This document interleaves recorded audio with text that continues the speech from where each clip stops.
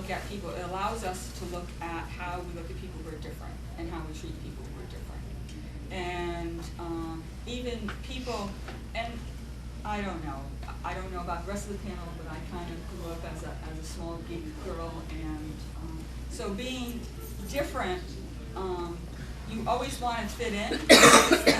You don't embrace your differentness. You want to fit in, and it's sort of a little bit like Bill. They call it mainstreaming for Bill, how he wants to look like and how he's restoring his house. And electricians won't come in as it gets well,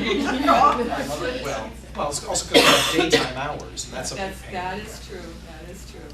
But I don't know if it's necessarily that, having grown up a geek and having been bullied and such, I don't know if it's necessarily that I want to fit in. I just don't want to call down the crowd.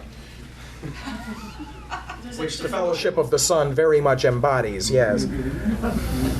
I never enjoyed that whole plot line, the Fellowship of the Sun. I mean, it's an interesting concept, but I don't know. And it makes perfect sense. But it makes perfect, especially in the South in context. Oh, yeah. Especially in the South in context, the amount of bigotry that's out there. One, they don't like anything different. Two, think about it. Vampires have been portrayed as evil, and they attack humans and drink blood. It's the whole Predator thing. Just can't see any church really being happy about that. So it makes perfect sense. Now, mind you, I am against any organization that thinks that killing things is the right way to deal with this stuff.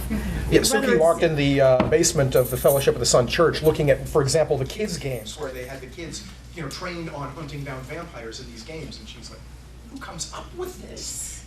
What kind of hateful mind does this? And, why aren't they playing Chutes and Ladders like all the other kids their age? I don't know, Wolfenstein?